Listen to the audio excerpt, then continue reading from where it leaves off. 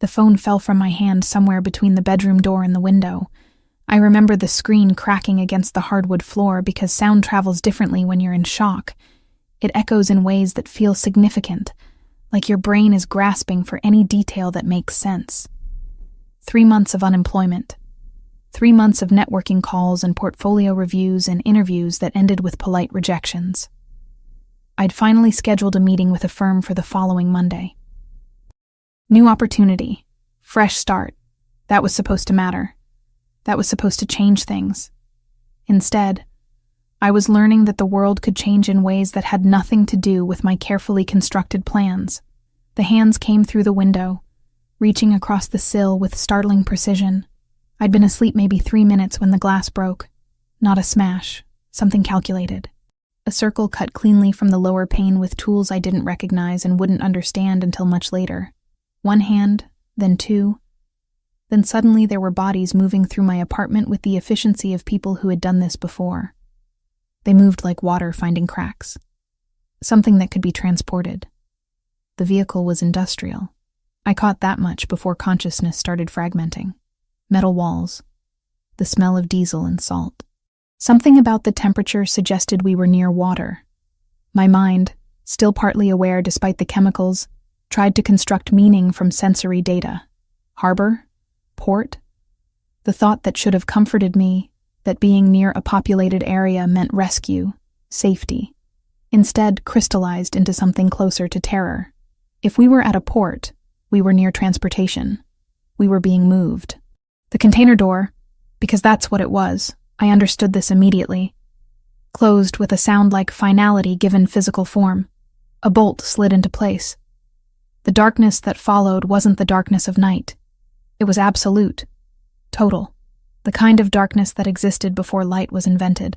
I wasn't alone. I could hear them almost immediately.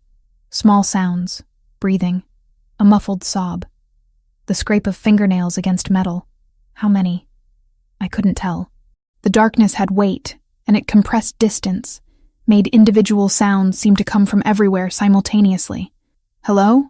My voice came out strange, fractured, as if someone else was speaking through my throat. Is anyone? Don't. A woman's voice interrupted. Asian accent. Calm in a way that suggested she'd been in this darkness before and had accepted certain things about it. Just don't. Talking uses energy. You'll need the air. The engine started. A deep vibration that traveled up through the container floor and into my bones. My stomach registered the motion before my brain caught up. We were moving, being transported somewhere. Every rational thought I possessed wanted to construct escape scenarios, to imagine how this might be resolved, to believe that my architecture degree and my family and the person I'd been 7 hours ago mattered enough that someone would come looking. I didn't believe any of it. The other woman who'd spoken, she said her name was Camilla, though I wondered if it was true or a protective fiction, told me we were being trafficked. The word hung in the darkness between us like something toxic that shouldn't be named but had to be. Trafficked. The kind of thing you read about in news articles, in reports about organizations that seem to operate in other countries, other worlds. Not Boston. Not your apartment with the view of the common and the small kitchen you'd decorated carefully during a moment when you still believed the future would look a certain way. How long have you been? I started. 6 months, Camilla interrupted. Maybe longer. Time works differently here. You stop counting days. You stop believing that the counting matters. There were 4 others. I couldn't see them, but I counted the breathing patterns. One of them wasn't breathing normally. Shallow. Rapid. The sound of someone in panic that had crystallized into a permanent state. Another was completely silent, which somehow felt more disturbing than the crying. The cold came gradually, or maybe I just became aware of it slowly. My dress, that gray dress that had made me feel professional, capable, interview-ready, was thin, insufficient. My shoes had been taken. I tried to catalog what had happened in what order, but the timeline kept fragmenting. How long had we been here? Hours? The engine noise suggested significant travel. The salt smell intensified. The air grew thick and difficult to breathe, like we were collectively exhaling our futures into an increasingly limited space. One of the silent women started moving. not escaping, just shifting, pressing against the container walls as if she might find a give, some weakness in the construction. There wasn't any. This container had been built to hold cargo. We were cargo now. "They're taking us to the docks," Camilla said. She was sitting near me, close enough that I could smell her. Fear, yes, but also resignation. At least that's what happened to me. They collect us, transport us by ship, then transfer to distribution. Distribution to where?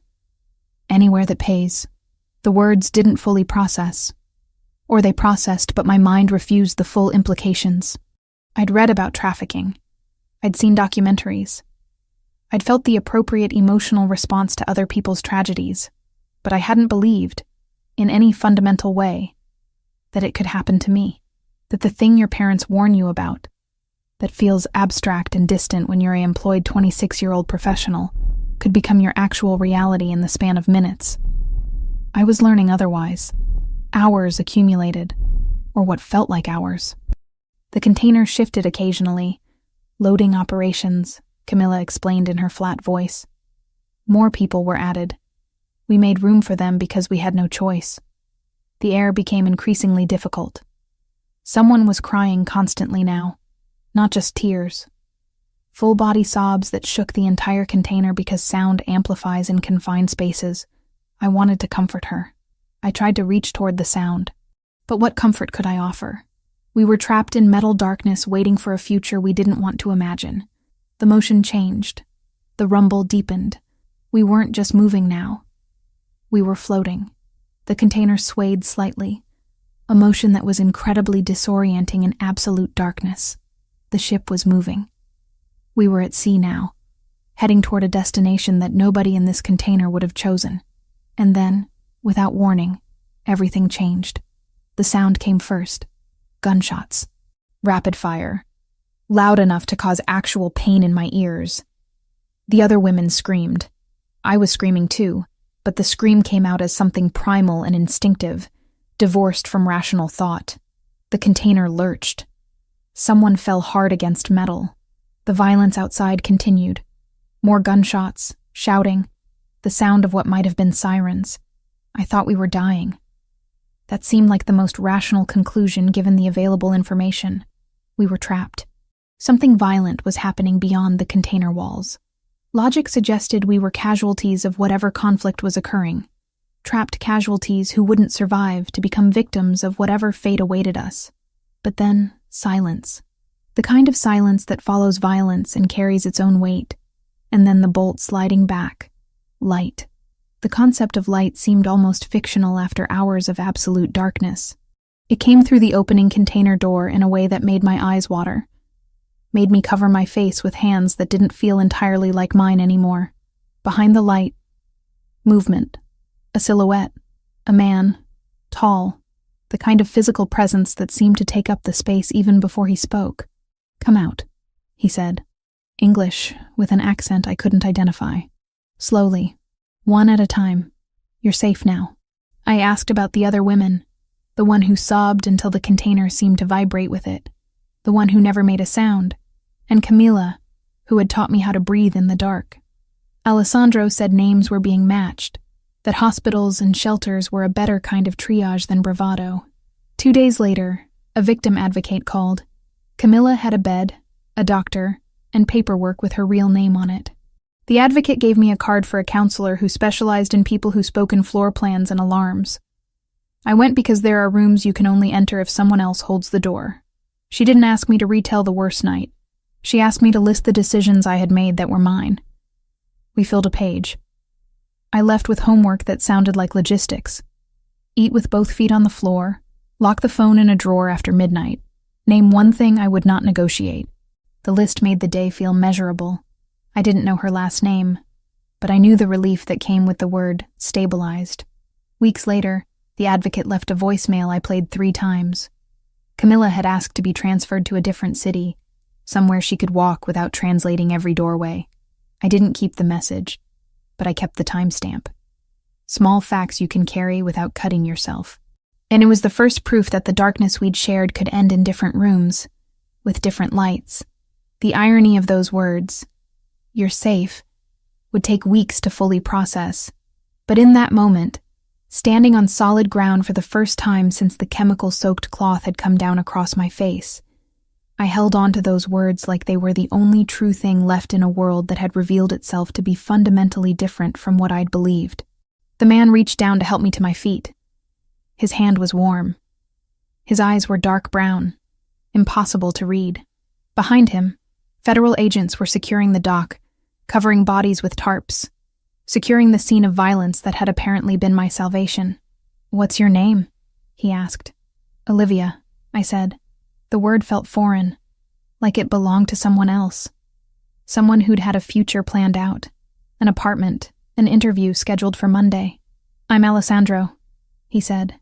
Alessandro came by in a jacket that made him look like a decision someone else had already made. He stayed at the threshold the way people do when they know they've taken too much space before. I told him my rules. No surprises, no midnight plans announced at 11:59. And if he needed to choose between Empire and Oxygen, he'd choose Oxygen. He said that wasn't how empires worked.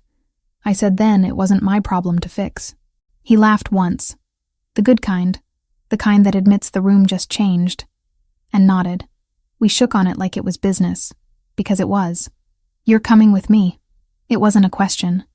But then again, I wasn't really in a position to ask questions anymore.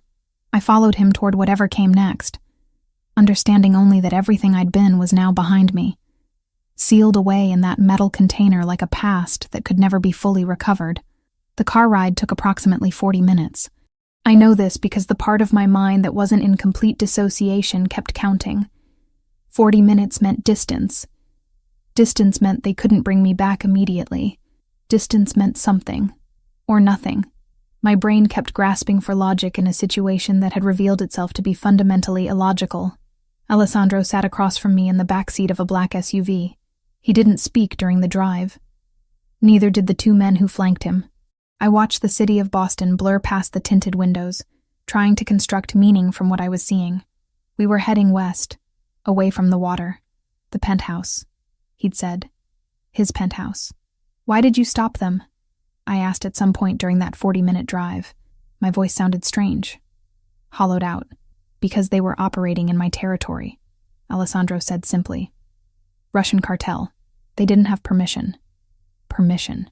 As if this was a matter of bureaucratic oversight, rather than human beings being transported like cargo. I wanted to feel anger at that response.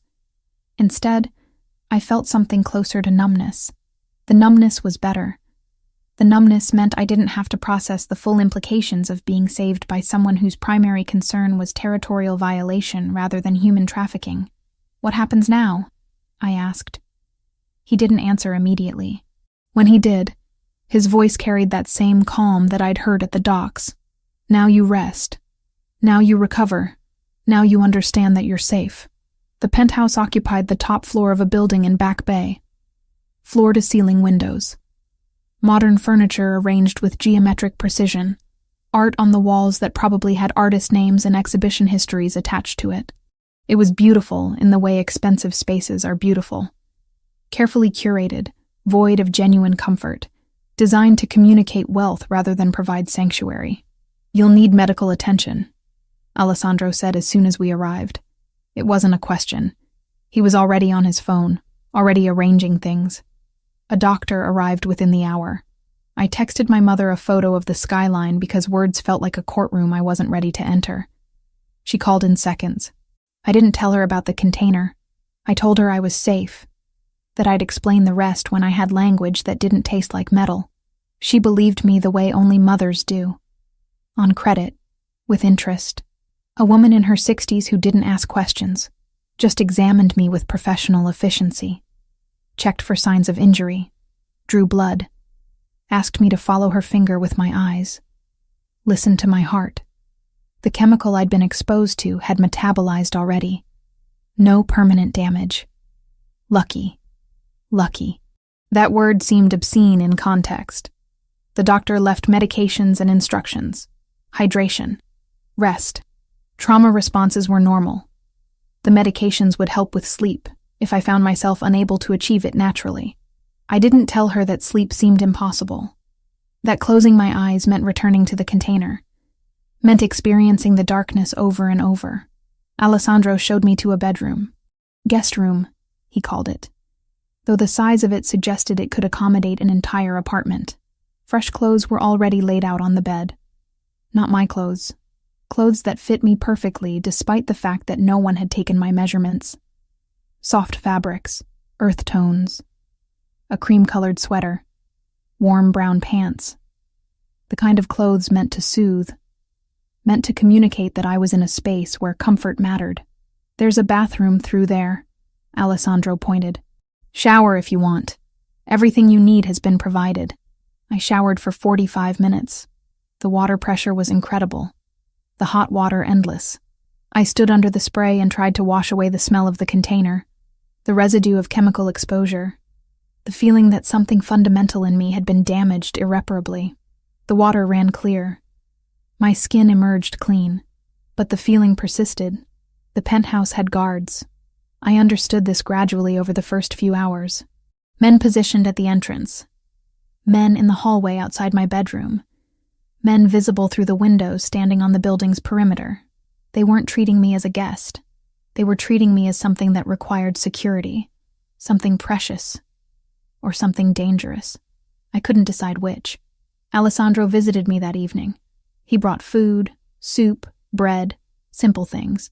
He set the tray on the desk and observed me with those dark brown eyes that were impossible to read. Eat, he said. Your body needs fuel. Why am I here? I asked. The question I'd been avoiding since we left the docks. Because you need protection, he said. From what? From who? From the people who put you in that container. From people who might try to do it again. From the uncertainty of your position. He paused. From yourself, perhaps. The impulse to make decisions from a place of trauma rather than clarity. I don't know you, I said. It seemed important to state this fact. Important to establish that the gratitude I felt for not being trapped in darkness anymore didn't erase the fundamental reality of our relationship. He was a stranger who happened to have been at a dock at a specific moment. No, Alessandro agreed. You don't. But I knew that you needed immediate protection, and that the systems designed to provide that protection would move slowly and create paperwork trails that other people could follow. So instead, you're here. You're safe. You're secure. You have time to recover before you decide what comes next. Am I your prisoner? I asked directly. The question seemed to amuse him slightly. Do you feel like a prisoner? I don't know what I feel like. Then let's establish this. You are not a prisoner. You're free to leave whenever you choose. The guards you've noticed are to prevent people from coming in, not to prevent you from going out. The medications the doctor left are optional. The food is optional. Everything is optional except one thing. What's that? The understanding that leaving would be dangerous. That remaining under my protection, despite its complications, is safer than attempting to navigate the outside world at this particular moment. He left after that. The door to my room closed with a soft click. I sat on the edge of the bed and tried to decide if what he'd said constituted a threat or a statement of fact. The distinction seemed important and increasingly impossible to determine. That first night, I didn't sleep. I mapped exits in the ceiling's shadows the way I used to map galleries, egress, sightlines, choke points, because the body remembers what safety costs. I tried. The medications the doctor had left made sleep possible in theory. But my brain kept cycling through scenarios. The container, the darkness, the gunshots, Alessandro's face when he'd opened the container door, the expression in his eyes that contained something I couldn't quite name, protection and possession existing in the same moment, salvation that came with obligations I didn't fully understand. By morning, exhaustion had created a strange clarity. I understood that I was trapped, but not in the way I'd been trapped in the container. This trap was more sophisticated, softer, easier to convince myself might not be a trap at all. The penthouse was comfortable. The food was good. The guards were polite. The showers had excellent water pressure. But I was still trapped. And the man who'd constructed this particular trap was still a stranger. A stranger who'd apparently decided I was worth saving, or worth possessing. or worth something that I didn't yet have the language to describe. The federal agents arrived on the third day. 2 of them. A woman in her 40s with a sharp expression, and a younger man with a notebook. They sat in Alessandro's living room, not my bedroom, which suggested this was official in some way, and asked me to recount everything. I told them about the men coming through my window, about the chemical, about the container and the darkness, and Camilla and the other women, about the gunshots that had fractured the night and the moment the door opened to reveal Alessandro, standing silhouetted against dock lighting. What I didn't tell them was that I was beginning to understand the architecture of what had happened. The way Alessandro kept inserting himself into the conversation, not threatening, just present, just making clear through his proximity that whatever protection the federal system could offer, he could offer more, different, faster.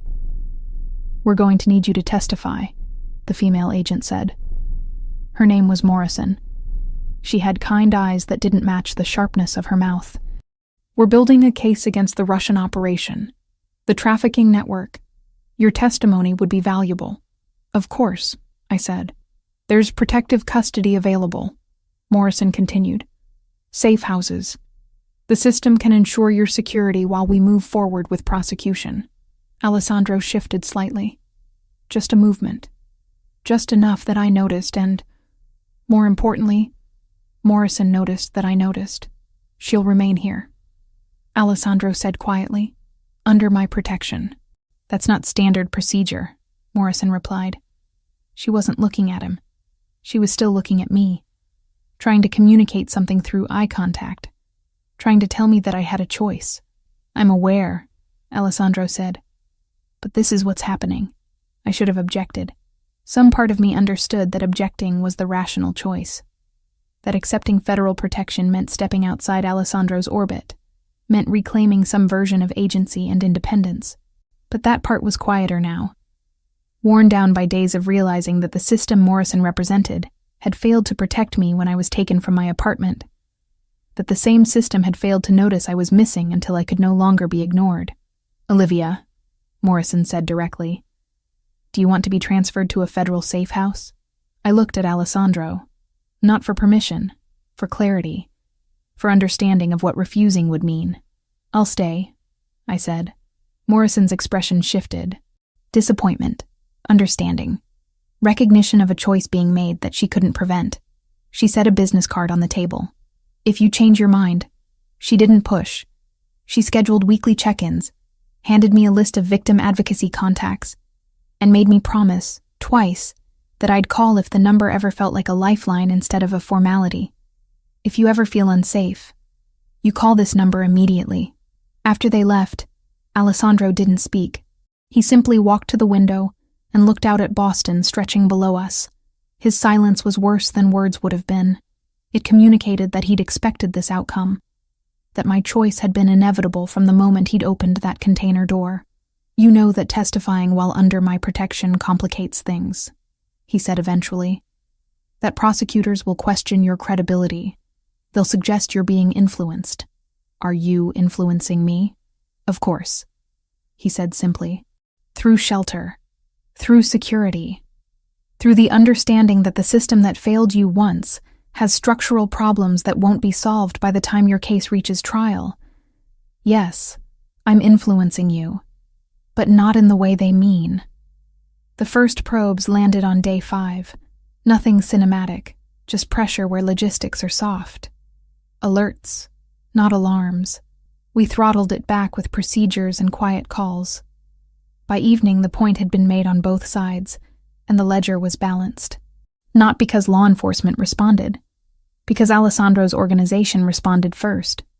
Property was secured, equipment was salvaged. The message was sent back through channels I didn't fully understand, but could recognize through context. This territory is not open for negotiation. 2 days later, I learned that Victor had been transferred to federal custody. Multiple charges: trafficking, conspiracy, money laundering. The Russian cartel's operation in Boston was effectively dismantled, not because of federal work alone, because Alessandro had decided it represented too much of an incursion into his territory. and had responded with organized force that left no ambiguity about who controlled what. I sat in the penthouse studying his face while he reviewed reports on a tablet. This was the man who'd saved me. This was also the man who'd systematically destroyed an entire organization. These two facts existed simultaneously and didn't cancel each other out. "I need to understand something," I said. "Why did you actually save me?" "Because the Russian cartel was in your territory, yes, but you could have addressed that without bringing me here, without protecting me. Why did you choose that?" Alessandro set down the tablet. "Because in that moment, when I opened the container, I saw someone who should not have been trapped, and I had the power to prevent that, the power to offer something the system couldn't. So I did." He paused. "The territory issue is secondary. The protection you need is real. Both things can be true." "I don't know if I believe that," I said. "Believe what you need to believe," Alessandro replied. "But stay, at least until the testimony is complete. At least until you've processed enough of what happened that you can make decisions from clarity rather than trauma." I agreed, because the alternative was stepping back into a world that had proven itself fundamentally hostile. I agreed, because safety, even safety constructed from complicated motivations, seemed better than the uncertainty outside these walls. I agreed because I was beginning to understand that Alessandro Ricci existed in moral spaces I'd never had to navigate before. Spaces where protection and possession weren't contradictory, where salvation came with obligations that weren't entirely clear. The penthouse felt different after that. Less like a prison. More like a strategic position. I was no longer just surviving. I was beginning to exist in the complications of Alessandro's world. And I was beginning to understand that stepping back into my previous life, if that were even possible, might require leaving behind the only person who demonstrated the power to keep me safe. The grand jury testimony took place on day 7. Federal prosecutors had been coordinating with Alessandro's lawyers for days, which seemed like an odd alliance, but made sense when you understood the mechanics of what was happening. The prosecution wanted convictions. Alessandro wanted the narrative controlled. Both objectives could be served by presenting documentation in a specific order, by curating what evidence was most visible, by allowing certain details to emerge while others remained strategically obscured. I sat in a conference room with Morrison and 2 assistant prosecutors while they prepared me. They were thorough, professional. They asked me to recall details from the container, details from the interrogations at the dock, details about the other women. They recorded my testimony. They reviewed it. They made suggestions about how to present information with maximum clarity and minimum ambiguity. What they didn't ask about was Alessandro. What he'd done. How he'd known to intervene at the precise moment. How an operation that the federal government apparently wasn't conducting had somehow resulted in the Russian cartel's primary asset being secured. The grand jury itself was anticlimactic. 12 citizens listening to my recounting of trauma. Listening to prosecutors present documentation that Viktor Sokolov had orchestrated a human trafficking operation spanning 3 continents. Listening to evidence of money laundering. Evidence of conspiracy. Evidence of coordination with other criminal organizations. By the end of the day, an indictment had been issued. Viktor Sokolov was in federal custody, facing charges that carried mandatory minimum sentences. The Russian cartel's operation in Boston was being dismantled in public filings, while the streets adjusted in private. The documentation was made public. The prosecution held a press conference, and I became visible. Not by choice, by design. Alessandro had made strategic decisions about where I should appear, what events I should attend. He'd arranged for me to be photographed at a charity function 3 days after my testimony. Me in a burgundy dress, not navy, not the color I'd expected to become defined by, standing beside him at a function benefiting trafficking survivors. The photograph made the evening news. The caption described me as a survivor, as someone who'd escaped the Russian trafficking network, as someone now under the protection of prominent Boston businessman Alessandro Ricci. "Why am I being used?" I asked him directly after seeing the photograph on the news. We were in the penthouse. He was reviewing documents at the dining table. He set them aside with the precision that characterized all his movements. "You're not being used," he said. "You're being protected. There's a difference. That photograph is being used. I'm in it." "Yes," he agreed. "That's intentional. The more visible you are, the less viable you are as a target. Harming you now would create a public incident, would draw attention that no remaining Russian assets want. Visibility is protection, or visibility is branding," I said. "You're positioning yourself as someone who rescues victims, someone who protects. It builds a particular kind of reputation." He didn't deny it. He simply looked at me with that expression I was learning to read. Not quite satisfaction, more like recognition that I was beginning to understand the architecture of his world. "Both things are true," he said finally. "You are genuinely protected by your visibility. And yes, my reputation benefits from being associated with that protection. The world doesn't operate on pure motivations, Olivia. It operates on intersecting incentives. Understanding that is the beginning of wisdom." Over the next several days, information emerged about Victor. He was in federal custody at a detention facility in Massachusetts. He was facing trial on 7 counts related to human trafficking, money laundering, and conspiracy. His bail had been set impossibly high. He wouldn't be making it. The Russian cartel's network in Boston collapsed almost immediately after his arrest. Lower-level operatives were arrested. Assets were seized. The operation that had taken me from my apartment was officially over. Federal authorities declared a victory. The news reported it as such, but something about it felt incomplete. I couldn't articulate exactly what at first. The logic was clear. Victor was captured. The cartel was dismantled. I was safe. But over the following weeks, I began to notice things. Calls Alessandro received from people I never saw. Meetings conducted in hushed voices in rooms I wasn't invited into. Men arriving and departing with urgent precision. The sense that while the Russian cartel's operation was indeed over, other operations were accelerating. "Are you consolidating power?" I asked him one evening. He was working late, reviewing financial documents. He looked up from his laptop. "The vacuum left by their collapse needed to be filled," he said. "Better by me than by someone else. Better organized. Better contained. You're expanding because they're gone." "Yes, that's not really about protecting me," I said. "That's about opportunity." "No," Alessandro corrected. "Protecting you is one thing. Expanding my organization is another. They're not contradictory. They're simultaneous. I can do both. I am doing both." I realized around day 18 that I'd moved into a different kind of cage. Not the container. Not even the penthouse with its locked doors and stationed guards. This cage was constructed from visibility and complexity, and the understanding that leaving would be far more complicated than remaining. The charity photographs continued. Events at which I was positioned next to Alessandro. Careful compositions that suggested rescue narrative. Suggested that this was a man who saved people. A man with power who used it benevolently. A man who was owed loyalty and gratitude and silence. I was becoming his proof of character. His investment in the narrative of being more than what he actually was. And the worst part was that the narrative wasn't entirely false. He had saved me. He had protected me. He had used intelligence and force to dismantle an organization that was destroying lives.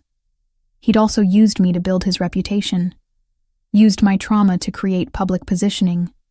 Used my visibility to communicate messages about his power and his protection to everyone operating within his sphere of influence. When I tried to articulate this to him, he didn't defend himself. He simply looked at me with that expression of recognition. "You're beginning to understand how the world actually functions," he said. "Most people never do. Most people prefer their stories simple. Good and bad. Rescue and victimhood. Black and white. You're learning that everything is gray. That survival requires accepting complexity. That protection costs something. Usually agency. Usually the right to be entirely certain about your own positioning." Victor appeared in court 2 weeks after my grand jury testimony. I was required to be there, to provide in-person testimony, to look at the man who'd orchestrated my trafficking and communicate through that look the impact of his choices. It was devastating in a way I hadn't anticipated, not because I felt vindicated, because I understood that destroying him didn't undo what had happened to me. Didn't return the version of Olivia who'd existed before the container. Didn't make the penthouse less of a cage, even though it was infinitely more comfortable than the container had been. After the testimony, Alessandro met me in the courthouse hallway. He took my hand. It was the first public display of physical affection between us. The photographers captured it immediately. "You did well," he said. "I testified about being trafficked," I replied. "That's not performance. That's just survival. It's both," he said. "Always both. That's what you have to accept if you're going to stay." I understood what he was asking. Not for love. Not even for genuine partnership. For acceptance of the architecture. For understanding that I existed now in spaces that couldn't be neatly categorized. Protected and imprisoned. Rescued and possessed. Visible and invisible. I was learning to live in those spaces. Learning to breathe in ambiguity. Learning that the alternative to Alessandro's complicated protection was returning to a world that had proven itself far more hostile than any penthouse could ever be. The phone calls started around 3 a.m. I wasn't sleeping. I'd stopped sleeping predictably somewhere around day 9 of being in the penthouse. My body had developed an internal rhythm that bore no relationship to clock time. I'd wake at odd hours, sit at the window, watch Boston sleep below, try to convince myself that the life I'd lived before the container still existed somewhere in the city's geography. The calls were different. Urgent. Alessandro took them in sequence in his office. I stood in the kitchen drinking water that tasted like nothing, trying not to listen but unable to avoid hearing fragments through the open doorway. 3 locations. Simultaneous. Economic pressure. Property damage. The Russian cartel wasn't finished. They were pressing back.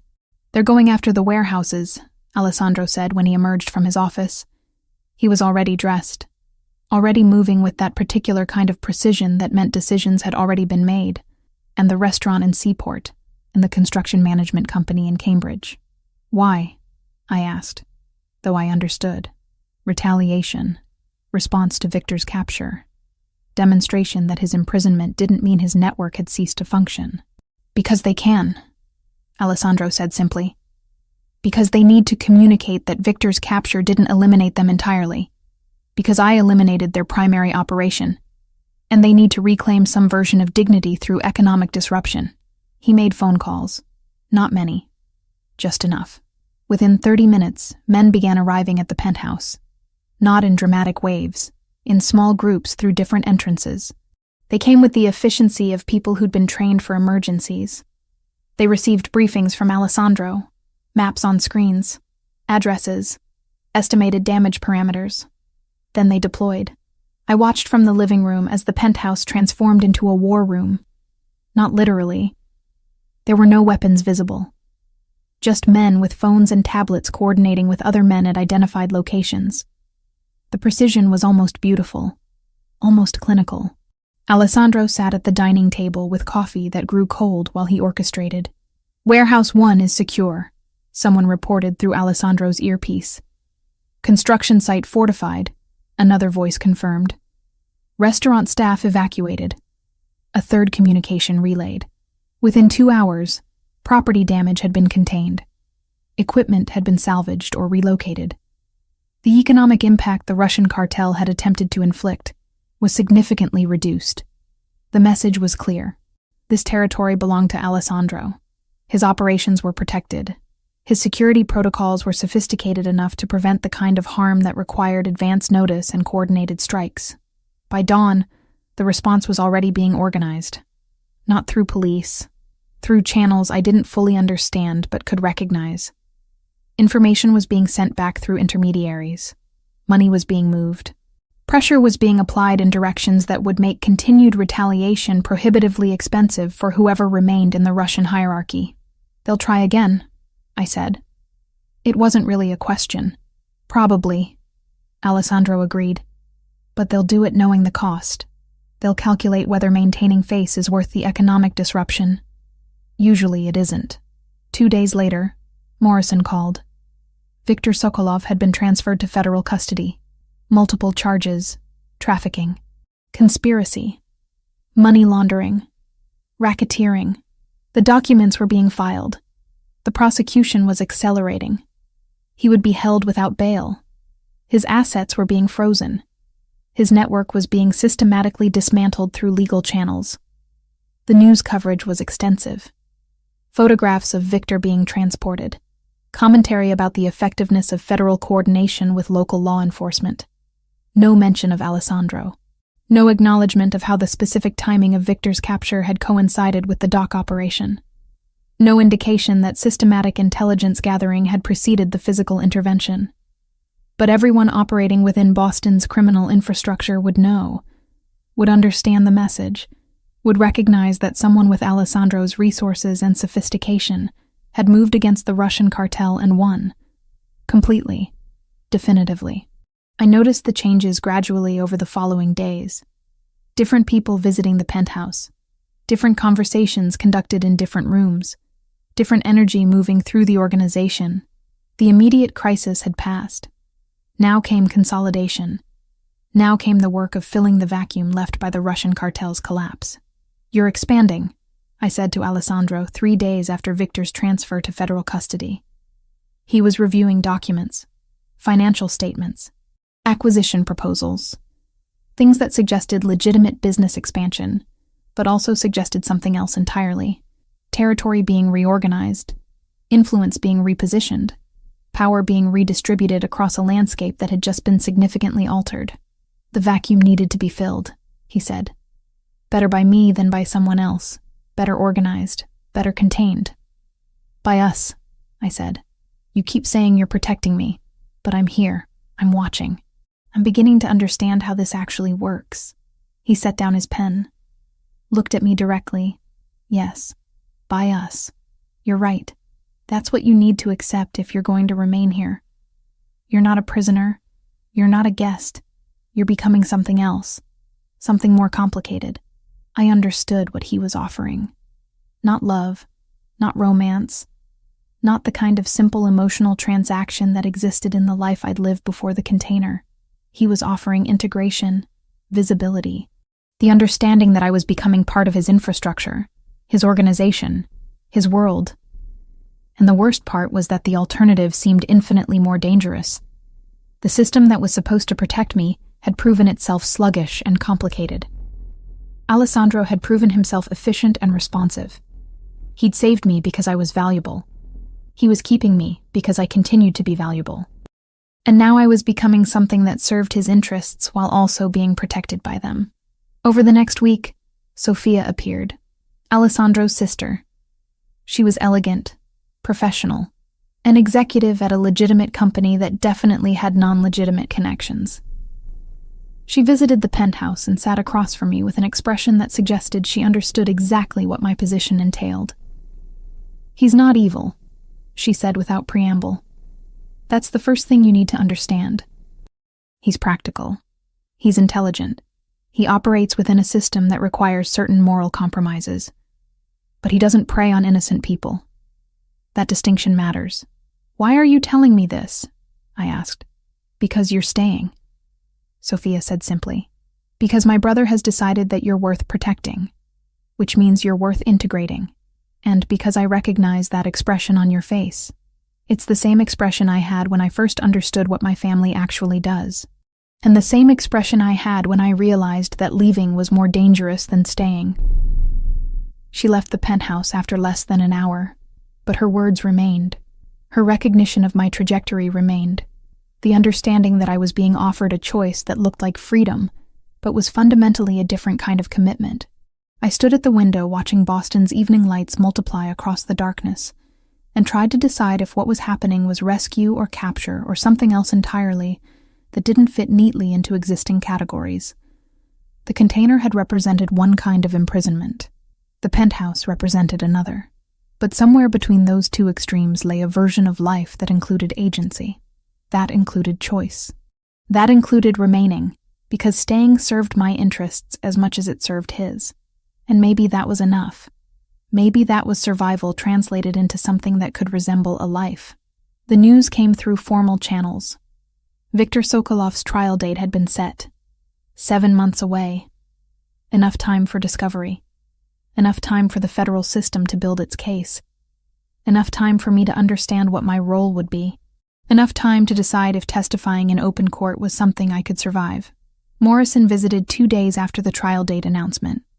She brought documents, protective measures available to witnesses, options for testimony via closed-circuit television, options for anonymity in certain circumstances, options that suggested the federal government recognized that my visibility had become a liability rather than an asset. "You've done significant damage to the trafficking network," Morrison said, settling into one of Alessandro's designer chairs with the ease of someone accustomed to being in expensive spaces. "Your testimony at the grand jury was instrumental in securing the indictment. Your continued cooperation will be valuable during trial." "I understand," I said. "What you need to understand," Morrison continued, "is that your proximity to Alessandro Ricci has created complications.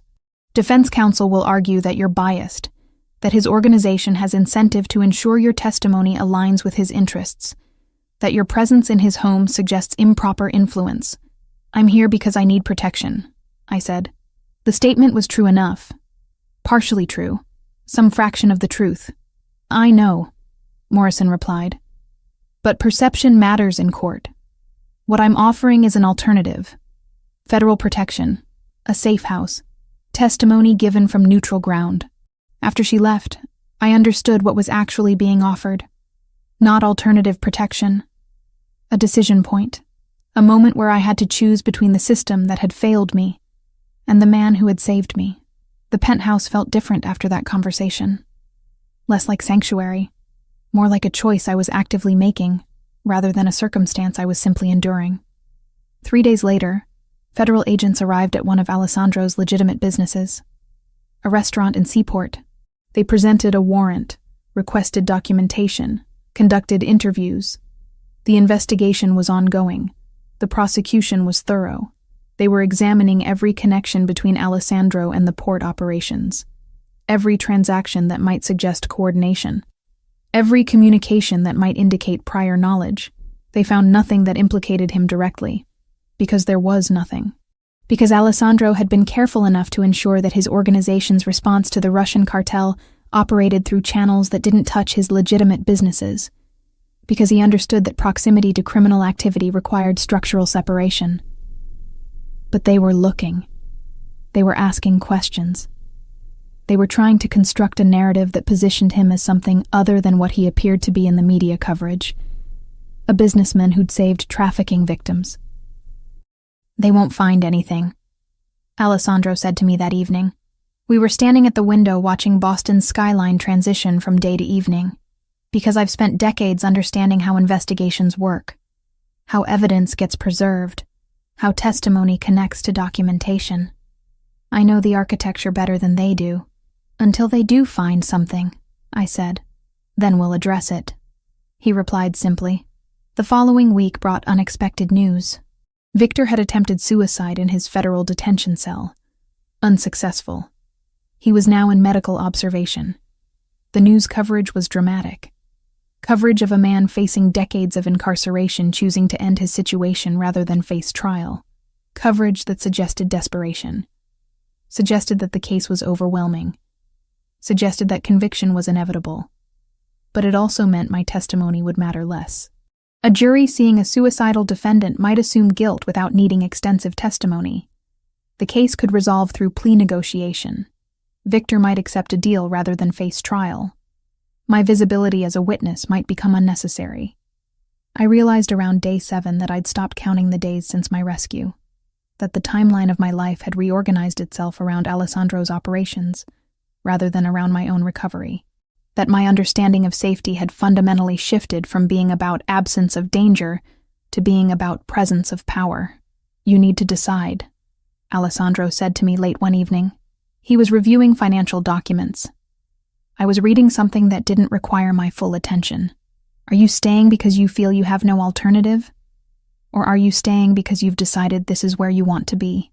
"I don't know the difference," I admitted. "One is imprisonment," he said. "The other is choice, even if the choice is complicated." Federal investigators returned to the penthouse 3 times over the following days. Morrison came with them once. They wanted to interview me about Alessandro, about our relationship, about whether I'd observed any criminal activity, about whether I'd been coerced into remaining. No, I answered to all of it. I haven't been coerced. I've been protected. From what? One of the investigators asked. From a world that's already proven itself hostile to me, I said. From people who are still in the Russian organization. From the uncertainty of whether the federal system can actually keep me safe. From the question of what comes next when the official protection ends and I'm returned to ordinary life. They didn't like that answer, but they couldn't refute it. By day 8, the federal investigation into Alessandro's operations had concluded without findings that would support criminal charges. The investigation into the Russian cartel would continue. Documentation would be assembled. Victor's trial would proceed. But Alessandro would remain untouched, legally separate from the operations that had dismantled his rival. Morrison called me personally to discuss my trial testimony options. You don't have to testify, she said. Victor will likely accept a plea deal. Multiple counts. Minimum sentencing guidelines will be high enough that he won't walk away from any deal. Your testimony might be unnecessary. What happens to me if I'm not needed? I asked. Then the federal protection concludes. You're released from protective custody. You're free to resume your life. Free. The word seemed almost fictional at that point. I told Morrison I would testify regardless, that I didn't need the federal system's permission to provide testimony, that my role wasn't dependent on whether it was strategically necessary, that I had something to say about what happened to me, and I would say it. After disconnecting the call, I found Alessandro in his office. He was reviewing architectural drawings of properties being acquired, portfolio expansion, evidence of ongoing consolidation. I'm staying, I told him simply. He set down the drawings. Because the alternative is returning to a life that doesn't exist anymore. Because the version of Olivia Grant who existed before the container is gone, and I have no idea how to reconstruct her. Because you're offering something that resembles safety even if it's complicated. I paused. Because I'm beginning to understand that complicated safety is better than the illusion of simple safety. That's not love, he said. No, I agreed. It's not. But it's something. It's a foundation for something that might eventually become more complex than either of us understands right now. He nodded slowly. Then you're not a guest anymore. You're not under protection. You're part of the infrastructure. I understand, I said. And I did. I understood that I'd crossed a threshold. That I'd moved from being a victim who'd been rescued to being someone who was choosing to remain within Alessandro's world. That my testimony would be given from a position of integration, rather than neutrality. That the defense would argue bias and they would be correct, even if their definition of bias didn't capture what was actually happening between us. I was choosing this. However complicated, however dangerous, however uncertain the future remained. The negotiations took place over 3 days. Not in any formal sense. No lawyers. No contracts signed in front of witnesses. Just conversations between Alessandro and me that gradually shaped themselves into something resembling an agreement about what came next. I want to work, I said on the first day. We were in his office. Late afternoon. The Boston skyline visible through floor-to-ceiling windows. Doing what? He asked. Architecture. What I was trained for. What I was doing before the container. I paused. What I would be doing if my life hadn't been interrupted. He nodded slowly. That can be arranged. I have contacts. Legitimate firms. Projects that need architectural consultation. You'd work independently but under protection. What does that mean? It means you have employment. You have income. You have professional identity. But you're never alone. Someone is always aware of your location. Someone is always positioned to extract you if necessary. I'm not a valuable asset to extract, I said. You're more valuable than you understand. Alessandro replied.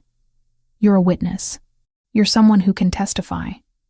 You're also someone who's chosen to remain with me despite having federal alternatives. That choice has meaning. That choice requires protection. The second day brought practical considerations. Where would I work? Which firms? Which projects? We settled on a small architectural practice in Cambridge that specialized in sustainable urban development. The owner was someone Alessandro had connections with, someone who understood the arrangement, someone who could provide legitimate employment while ensuring my safety remained paramount. "How long do I work there?" I asked. "As long as you want to," Alessandro said. "Until you decide you need something different. Until circumstances change. Until you decide to leave." "Can I leave?" "Yes," he said simply. "You can always leave. But I would ask that you understand the consequences of leaving. That you understand what leaving means in terms of your own safety. That you leave with full knowledge of what you'd be stepping back into." The third day was about logistics, hours, compensation, transportation, the mundane architecture of existence. I would work 3 days a week. The salary was generous, more than I'd made before the container, more than was strictly necessary for survival. The additional money represented something Alessandro didn't say explicitly, but communicated through the amount itself. Investment. Commitment. Understanding that I was building something beyond mere survival. Sophia visited on the evening of the third day. She brought wine. 2 glasses. We sat in the living room watching Boston's evening transition into night. "He cares about you," she said without preamble. "I don't know if that's accurate," I replied. "It doesn't matter whether it's accurate," Sophia said. "What matters is that he's demonstrated commitment. He's integrated you into his infrastructure. He's arranged legitimate employment. He's given you agency within constraints. That's about as close to caring as someone in his position can get." "What if I want more?" I asked. "What if this isn't enough?" "Then you'll want something he can't give," Sophia said. "Because his world doesn't have room for romantic fantasy. It has room for strategic partnership, for mutual benefit, for understanding that both people in the arrangement are getting something they need from it." "What am I getting?" I asked. "Safety," Sophia said immediately. "Security. Protection from people who would harm you. Employment. Identity. Purpose. All of it comes with obligations. All of it comes with visibility. All of it comes with being part of something larger than yourself. But you're getting those things, and you wouldn't have them if you'd chosen federal protection." I started work at the Cambridge firm on Monday. The name was Harrison & Associates. On my first morning at Harrison & Associates, I didn't ask for a tour. I asked for a floor plan. The receptionist, the kind of unflappable that people mistake for shy, handed me a laminated map and a badge. The building was a problem set. 2 stairwells, 1 freight elevator, a lobby that pooled strangers in a single glass bowl. Alessandro's people wanted to post up outside. I said we were not turning a civil office into a stage. We compromised. Staggered arrivals, a panic phrase I could say in a sentence without breaking it, and a rule I wrote on a sticky note and pressed into my own palm. No one draws a gun around me unless the world is already on fire. We ran a drill without calling it one. The panic phrase slipped into a conversation about coffee, and 3 people did exactly what we'd rehearsed. Log off, stand, walk. No sprinting, no heroics, no speeches. The building emptied in under 4 minutes. Someone complained about losing a paragraph to the autosave. I said a paragraph is cheaper than a life. No one argued. I was not hired to save anyone. I was hired to make a museum that taught a city to read itself. The archive looked like a shipyard for paper. Gray metal stacks, boxes with codes that meant something to the person who'd written them, and almost no one else. 2 days later, we pushed the tables together and called it a charrette because names make people braver. A teacher from Dorchester wanted her students to see the city like a palimpsest. A bus driver from East Boston wanted a wall of roots that showed where the city pinched people without asking. An elderly couple brought a folder of permits from a bakery that had moved 3 times and survived each one. We taped everything to the wall until the room looked like the inside of a complicated head. It didn't make the city simpler. It made it legible. I started with labels, then with routes. If you want a public to move, you give it a spine. If you want a team to move, you give it an exit. By lunch, we had both. I opened my mouth to scream, and something came down hard across my jaw. Not a fist. Something textured. A cloth soaked in chemicals that burned my throat and made my vision tunnel inward toward a shrinking point of light. The gray dress I'd worn to 3 interviews that day became irrelevant. My hair, which I'd spent 40 minutes styling that morning, became just something to grab. On the way back from the museum, we ran a decoy route that Alessandro's driver called boring. Boring is a choice, I told him. We changed lanes when no one would and didn't when everyone did. A sedan that had looked like a coincidence turned into a trend and then into a mistake. At the bridge, we let it pass. At the next light, it didn't signal. The next day, we took the bus because patterns metabolize around cars. It was the sort of route where strangers become a temporary choir. The same stops, the same sighs, the same choreography of hands for the chord. No one followed. Boredom is an accomplishment you have to earn. People show you who they are when the pattern asks them to be patient. My apartment, the one I'd fought so hard to afford even during unemployment, the one that was supposed to be my sanctuary while the rest of my life reorganized itself, became a place where I ceased to be Olivia Grant, 26-year-old architect, and became something else entirely. By the afternoon, we had a stand-up that didn't pretend to be agile but was honest about blockers, a vendor who kept missing deliveries, a grant report that wanted numbers we didn't collect, a door that insisted on squealing at the worst possible moment. I drew a line on the whiteboard and asked everyone to put their problem on one side and the smallest next action on the other. We didn't solve anything dramatic. We made a list that fit on a single page. The next hit never made a noise. It arrived as a spreadsheet that didn't balance and a purchase order that aged backwards. A supplier froze our account because a fax said so. The fax number belonged to a company that dissolved last winter. We didn't call the police. We called the bank, the bank's lawyer, and the lawyer's calendar. By midnight, the freeze was a note. By morning, the note was an apology. And by lunch, the apology was a clause in a new contract. Less cinematic, more permanent. Small practice. 5 architects. Work focused on sustainable development. Mixed-use properties. Urban revitalization. Important work. Work that felt like it mattered. My office was small but well-designed. Morning light through eastern windows. Quiet enough to concentrate. Visible enough that people knew I was there. On my first day, I understood immediately that everyone working there knew exactly what I was. Not explicitly, but through the careful way they treated me. The gentle professionalism. The understanding that my presence in their firm represented something beyond normal employment.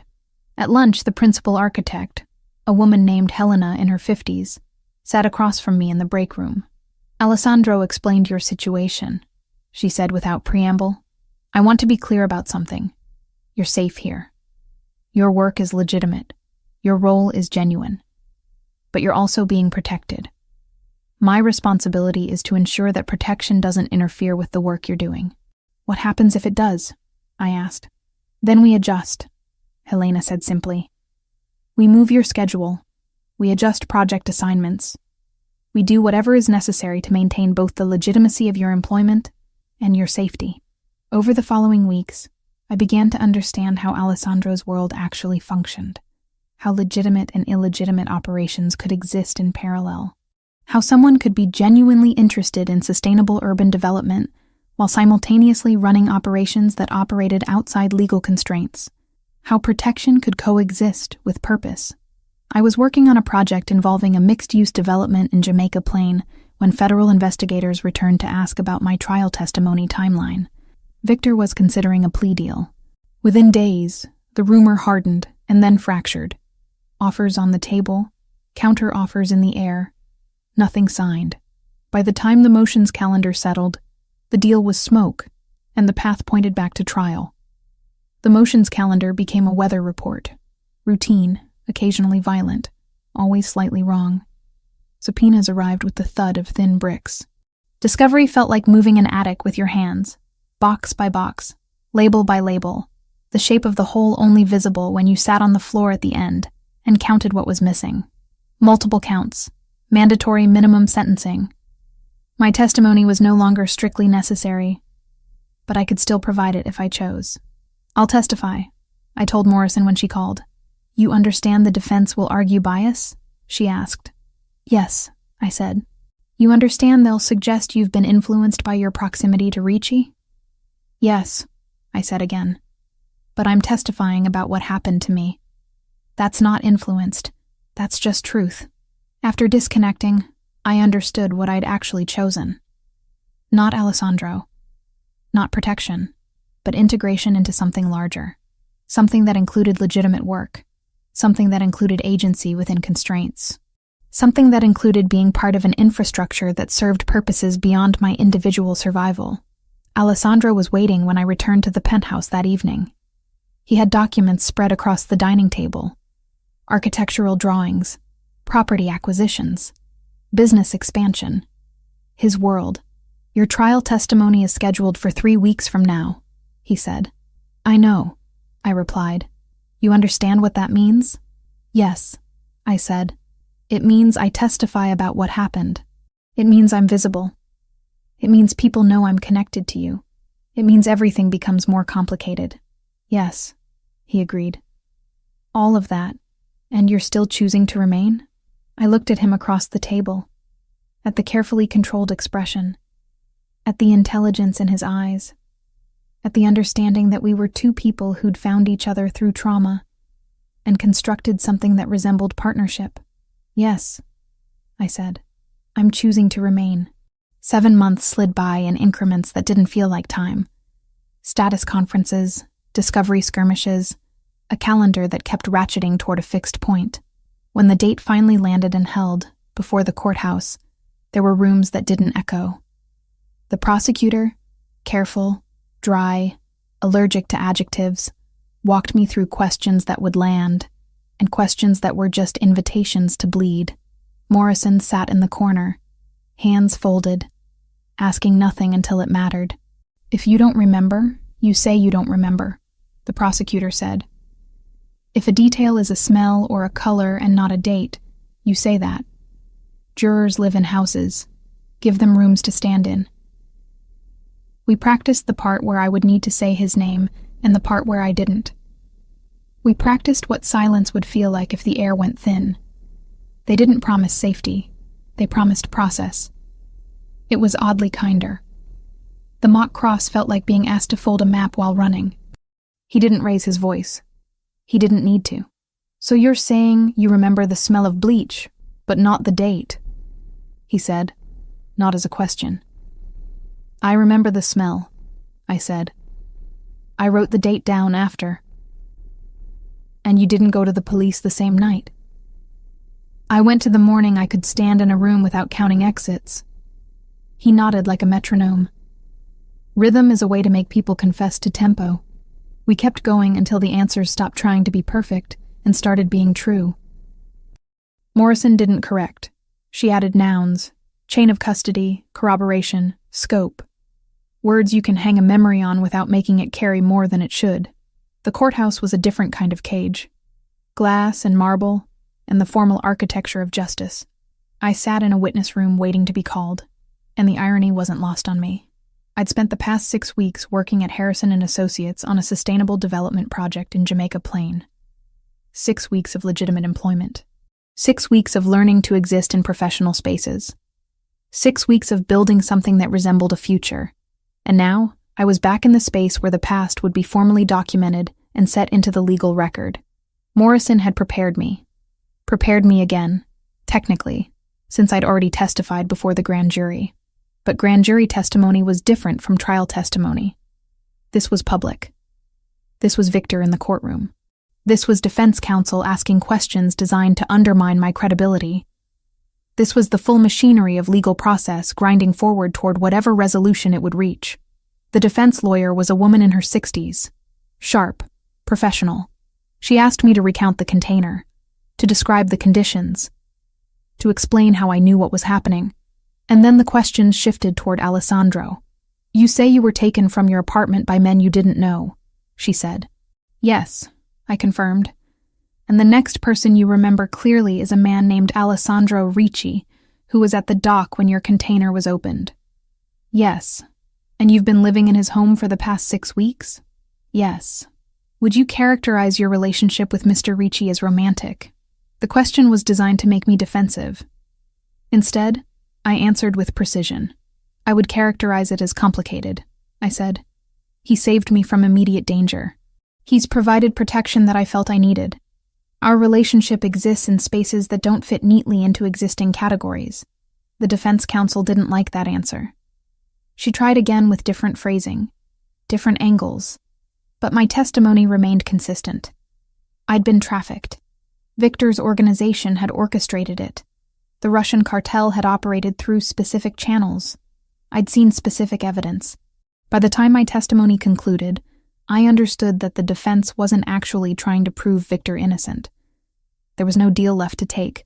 Whatever had been floated had collapsed under its own math. The defense was trying to establish that the prosecution's case relied on witnesses with questionable credibility, that my proximity to Alessandro created bias, that my testimony should be weighed with skepticism. It worked to some degree. The jury heard the questions. But the evidence was overwhelming. Victor's organization had operated the trafficking network. Documentation existed. Financial records existed. Communication logs existed. My testimony provided the human element, the story of what trafficking actually meant. The verdict came on a Thursday afternoon.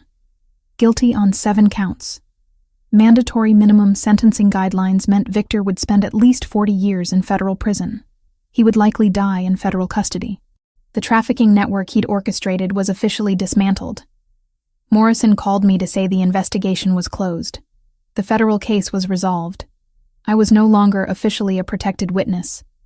I could do what I wanted with my life. "What do you want to do?" Alessandro asked that evening. We were in his office. He was reviewing documents. I was standing at the window watching Boston's lights multiply across the darkness. "I want to keep working," I said. "At Harrison & Associates. I want to keep living here. I want to understand what this becomes if we stop measuring it against what should be happening and just observe what is actually happening." He set down his pen. "You're saying you want to remain. I'm saying I want to build something," I clarified. "Something that extends beyond survival. Something that includes work. Something that includes partnership. Something that exists in the space between what the federal system offered and what I could have rebuilt on my own." Sophia visited 2 days after the verdict. She brought wine again. We stood on the penthouse balcony watching the city below. "He's invested in you," she said. "Not just financially, strategically. He's positioned you in a way that protects his interests while also protecting yours. That's significant. What if it doesn't work?" I asked. "What if this arrangement becomes untenable? Then you leave," Sophia said simply. "But you leave with resources. You leave with legitimacy. You leave with a professional history that's clean. You leave with options that you wouldn't have if you'd made different choices." Over the following months, my life developed shape and structure. 3 days a week at Harrison & Associates working on projects that mattered. 3 evenings a week in Alessandro's penthouse. Weekends that belonged to both of us, and to neither of us simultaneously. Sophia became something like a friend. She understood the architecture of what I'd chosen, the compromises it required, the benefits it provided. Federal investigators came one final time. They wanted to close their investigation files. They asked if I'd experienced any pressure to alter my testimony, if I'd received compensation beyond the housing and employment Alessandro had provided, if I felt I'd been coerced in any way. No, I answered to all of it. I testified truthfully about my experience. I remained in Mr. Ricci's home because I felt it was safer than the alternatives available to me. I accepted employment because I wanted to work. None of this represents coercion. They recorded the statement. They closed the file. My status as a trafficking victim officially transitioned to my status as a professional who'd survived trafficking and rebuilt a functional life. The mixed-use development project in Jamaica Plain moved forward. My architectural work was solid, legitimate, visible in professional portfolios and publications. I began receiving other project inquiries from firms that understood the value of working with someone who'd been publicly associated with surviving trafficking. My professional credibility increased. By month 9, Alessandro introduced me to a commercial property opportunity, a warehouse renovation project in Seaport. Legal project. Clean documentation. But positioned in a location that happened to be strategically important to his operations. He was offering me the opportunity to develop legitimate expertise in an area that served both my professional growth and his organizational interests. "This is the beginning of actual partnership," he said when he presented the opportunity. "Not protection, not arrangement. Partnership." I understood what he was offering. Not love in the romantic sense, but integration. Genuine partnership where both people's interests aligned. Where my professional growth served his strategic goals and his protection enabled my professional growth. I accepted the project. 13 months after being pulled from the container, I existed in a space I couldn't have imagined. I was employed legitimately and effectively. I was developing professional reputation in sustainable urban development. I was integrated into Alessandro's infrastructure in ways that served both of us. I was protected by visibility rather than invisibility. I was building something that extended beyond mere survival. Was it perfect? No. Did it contain moral complications? Absolutely. Did it exist in legal gray areas? Frequently. But it was mine. It was a life I was actively building rather than a life that had been imposed upon me.